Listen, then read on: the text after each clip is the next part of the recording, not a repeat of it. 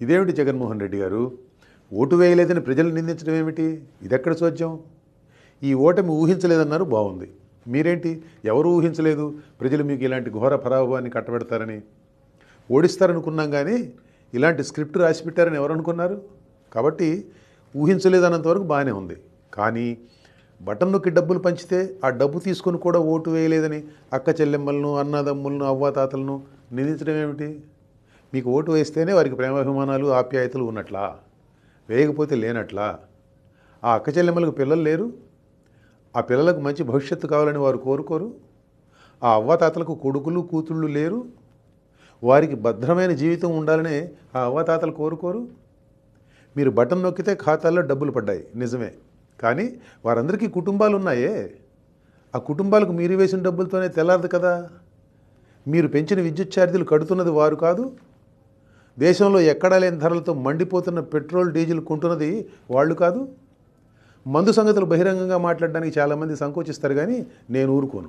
ఉన్న సంగతి ఉన్నట్టు మాట్లాడుకోవాల్సిందే. నాకు నచ్చిన బ్రాండ్ మందు తాగే నా హక్కును తీసేయడానికి ఈయనెవరు అని ఎవరైనా ప్రశ్నిస్తే ఏమిటి మీ సమాధానం? చెప్పండి. పెంచిన మద్యం ధరల సంగతి అలా ఉంచండి. నా బ్రాండ్లు మాత్రమే తాగాలంటూ మందుబాబులు మీరు చేసిన ఘోరమైన జులుం భారతదేశంలో గతంలో ఏ పాలకుడన్నా ఎప్పుడన్నా చేశాడా? నేను బటన్ నొక్కి డబ్బులు వేస్తే అవి తీసుకుని కూడా ఓటు వేయలేదని మీరు ఎవరినైతే నిందిస్తున్నారో ఆ అక్క చెల్లెమ్మలకు భర్తలు, కొడుకులు లేరు? మీ పుణ్యమా అని వారి మందు ఖర్చు బడ్జెట్ పెరిగిందని, దానికి తోడు మీ బ్రాండ్ల మందు తాగితే ఒళ్ళు కూడా గుల్లవుతున్నదని ఆ అక్క చెల్లెమ్మలకు తెలియదు? ఇదంతా అలా ఉంచండి జగన్మోహన్ రెడ్డి గారు. ఎవరి డబ్బు ఎవరికి ఇస్తున్నారు మీరు?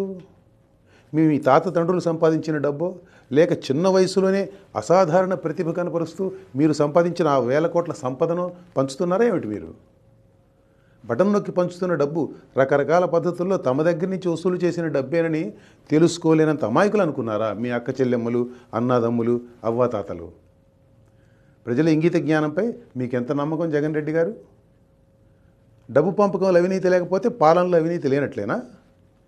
మీ పాలనలో మద్యం, మైనింగ్, ఇసుక అవినీతికి ఎలా రహదారులుగా మారింది జనానికి తెలియదు అనుకుంటున్నారా ఏమిటి కొంపదీసి? లేక మీరు డబ్బు పంచుతున్నారు కాబట్టి వారు దాన్ని పట్టించుకోరనుకున్నారా ఆ అవినీతిని? పంచిన డబ్బుకు, చేసిన అప్పులకు ఏమాత్రం పొంతం లేదన్న సంగతి కూడా ప్రజలకు తెలుసు, చాలా బాగా తెలుసు. డబ్బు పంచడం అన్న ఏకసూత్ర కార్యక్రమంతో పరిపాలించాను కాబట్టి నన్ను గెలిపించాలని అనుకోవడంలోనే అసలు లోపం ఉందని మీకు ఇంకా అర్థం కాకపోవడమే మీలోని లోపం.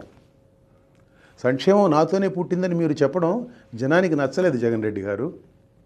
అభివృద్ధి అనేది ఒకటి ఉంటుందని, పిల్లల భవిష్యత్తు బాగుంటాలంటే పాలన ఆ దారిలో నడవాలని వారికి తెలుసు, జనానికి చక్కగా తెలుసు. స్కూల్ భవనాలకు రంగులు వేసి టీచర్ల బోధనాశక్తితో నిమిత్తం లేకుండా ఇంగ్లీష్ మీడియం పాట పాడి విద్యారంగాన్ని సంస్కరించేశారని మీరు చెబితే ఢిల్లీ నుంచి వచ్చిన జర్నలిస్టులు నమ్ముతారేమో. అక్క చెల్లెమ్మలు ఎందుకు నమ్ముతారు? రేషనలైజేషన్ పేరుతో ఇంటి పక్కన్న బడిని మీరు మూసివేసిన సంగతి వారికి తెలియదు. మాటిమాటికి మారిన మీ విధానాలతో పిల్లల చదువు చట్టుబండలు అయిపోయిందని ఇంటిలో ఉన్న తల్లికి తెలియకపోతే ఎవరికి తెలుస్తుంది? మీరు బైబిల్, ఖురాన్, భగవద్గీత అనే మీ మేనిఫెస్టోలో వాగ్దానాలు 99% అమలు చేశారా? ఏం మిగిలిన 1% ఏం పాపం చేసింది? దాన్ని కూడా కలపకపోయారు, వదిలేశారే? మీ మేనిఫెస్టోలో పోలవరం మొదలుకొని రాష్ట్రంలోని సాగునీటి ప్రాజెక్టులు పూర్తి చేయడం అనేది లేదా? పరిశ్రమలు తీసుకురావడం లేదా? యువతకు ఉద్యోగాలు, ఉపాధి అవకాశాలు కల్పించడం లేదా? శుభ్రమైన రోడ్లు లేవా? పంట కాలువలు బాగు చేయడం లేదా? ధరలు తగ్గించడం లేదా? చక్కటి శాంతి భద్రత పరిస్థితి మెయింటైన్ చేయడం లేదా? Just asking. అలా అయితే అసలు మీ మేనిఫెస్టోలోనే ఏదో తేడా ఉన్నట్టు కాదు. పనికిరాని మేనిఫెస్టో ఒకటి తయారు చేసి మొత్తం అమలు చేసామంటే సరిపోతుందా? మీ పాలనలో ఏం ఉందో, ఏమి లేదో, చెడు ఏం జరిగిందో, మంచి ఏం జరిగిందో చెప్పాలంటే చాలా ఉంది. ఇట్లా చెప్పేది కాదు, ఇక్కడ చెప్పేది కాదు. దాని మీద 600 పేజీల పుస్తకం రాశాను, విధ్వంసం అని. చదువుకోండి. ఇక తీరికగా మీకంతా ఒక పక్క జనాన్ని నిందిస్తూనే మరో పక్క ఎక్కడో మోసం, అన్యాయం జరిగింది కానీ ఆధారాలు ఇవ్వడం విచిత్రంగా ఉంది జగన్ రెడ్డి గారు. పైగా దేవుడికి తెలుసు అంటారు. ఏ దేవుడు? పైన ఉన్నాడు అనుకుంటున్న దేవుడా, లేక ఢిల్లీలో ఉన్న దేవుడా? ఏ దేవుడైనా కానీ అలాంటి మాటలలో ప్రయోజనం ఉండదండి. ఎవరేం చేసినా కానీ మీకున్న 40% ఓటు బ్యాంకును తగ్గించలేకపోయారన్నారు, నిజమే. పోయినసారి ఎన్నికల్లో మీకు 151 సీట్లు వచ్చినా కానీ టీడీపీ ఓటు బ్యాంక్ కూడా టీడీపీతోనే ఉందిగా. మరి వారిని అంతా ఎగతాళి చేశారు ఎందుకు అప్పుడు మీరు? దేవుడు రాసిన స్క్రిప్ట్ అన్నారు. ఇప్పుడు ఈ స్క్రిప్ట్ ఎవరు రాసినట్టు? ప్రజాస్వామ్యం అంటే ఇలాగే ఉంటుంది. 5 ఏళ్ళు ప్రతిపక్షంలో ఉండి 5 ఏళ్ళు అధికారంలో ఉన్న తర్వాత కూడా మీకు ఆ విషయం అర్థం కాలేదు. మిమ్మల్ని ప్రజలు ఎందుకు తిరస్కరించారనే దానికి మీకు తెలియకుండా సమర్థన మీరే ఇచ్చుకున్నారు. మీకు అర్థం కానిది ప్రజలకు అర్థమైంది. అందుకే మిమ్మల్ని ఇక చాలు ఇంటికి వెళ్ళండి అన్నారు. నమస్కారం.